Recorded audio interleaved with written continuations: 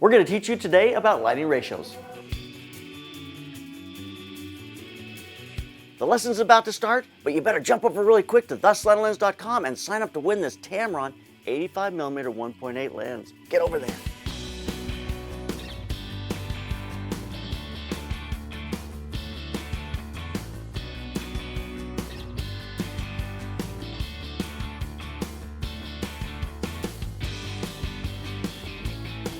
Hi, this is JP Morgan. Today on the Slanted Lens, we're going to look at lighting ratios. We've got Lauren Parkinson here with us. She's fabulous, she's beautiful. We're going to do some shots of her face in different ratios of lighting.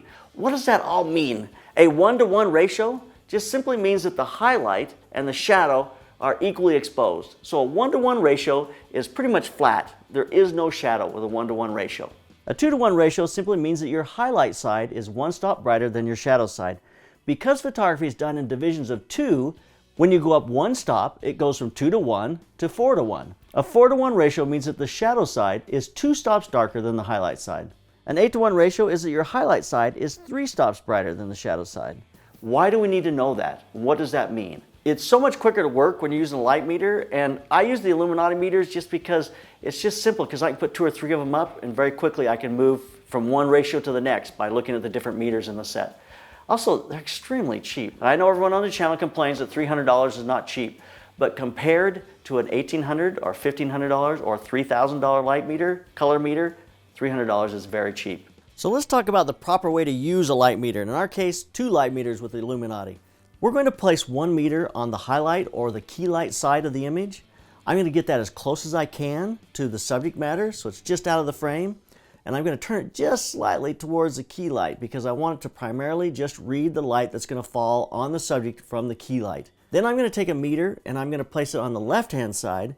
I'm going to get it into the shadows. I want to get it in a position where it will look and see the camera, but it will not see any of the key light. I want to just get a true shadow reading. So I'm going to just put it behind her a little bit and a little bit down, and that's going to give me a place for me to get my shadow reading. Now as you bring a fill card in, or as in my case, you have a light that's behind the camera that's going to open up the shadows.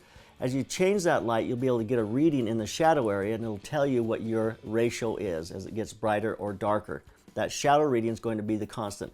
When you get to where you are getting a 1-to-1 ratioing, the reality is it brings the entire exposure up just a little bit. You've added a second light, and you'll probably have to stop down about a stop in order to see that 1-to-1, which is exactly what we did. These are incident light meters, which means they're taking an overall exposure of the light falling on the subject. So you've got to point them towards the camera. I do point mine slightly towards the key light because I want to favor that. Primarily, I want them aiming towards the camera so I get the light that's falling on them and gives me a proper reading. When I put a light meter in front of a person's face and take an instant reading, it sees the highlight and the shadow side at the same time. It's seeing both of those. And that's why I turn mine slightly towards the key light to give me a slight key light reading, because when I put the meter in the shadows, it's entirely the shadows and I'm getting just the shadow reading. The nice thing about the Illuminatis is I have 2 of those meters on the set at once, which means at my phone I can see the highlight and the shadow side at the same time. I can see my exposure change from the flash, or in an ambient situation I can see it as the ambient changes from my highlight to my shadow side. Using ratios is an important way to work because it allows you to decide ahead of time what you want your image to look like and create the image that you have in your mind and not just stumble into something. That way you can say, you know what, I'm going to use this as a black and white shot. I'm on this wedding. I'm going to make this ratio a little heavier here because that's going to be a beautiful black and white.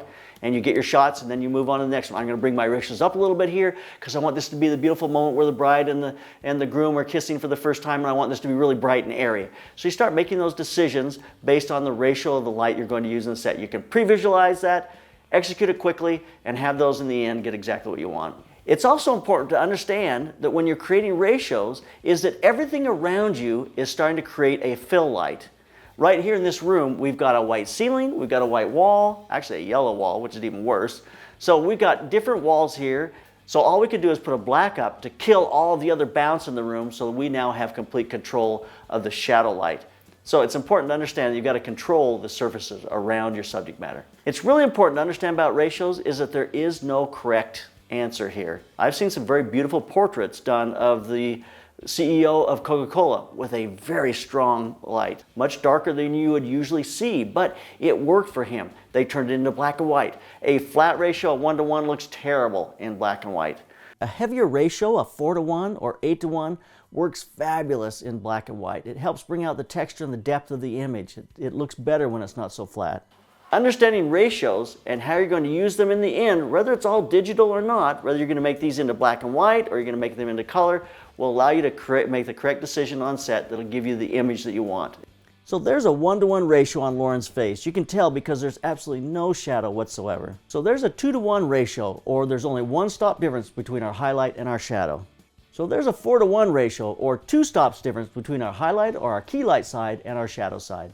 So there's an 8-to-1 ratio, which is 3 stops between the highlight or the key light side and the shadow side. So you're going to need a meter now to be able to execute the lighting ratios that you have in your mind for the images you're going to take. That Illuminati light meter is really probably the best value I've seen out there for a light meter and a color meter. You really need to get to the Kickstarter campaign and get one, get yourself involved in that. It's going to help you in your lighting, it's going to help you pre-visualize, help you make those decisions you need to on set. So get over to that Kickstarter, keep those cameras rolling, keep on clicking. Our Mastering Studio Strobes download was put together to help you overcome the fears that people have getting into the world of strobes. It's going to answer the question of what strobe should I buy, what's best for me. It'll help you understand how to sync them. It'll help you understand what modifiers you should purchase. It's going to help you understand all the questions you need to know to move comfortably into the world of strobes. So go to theslantlens.com where you can download it today.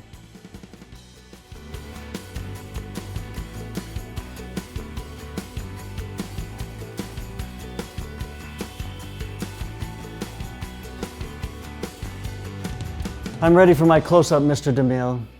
And while I'm doing my close-up, why don't you subscribe to the Slanted Lens? And then you can do your close-up too.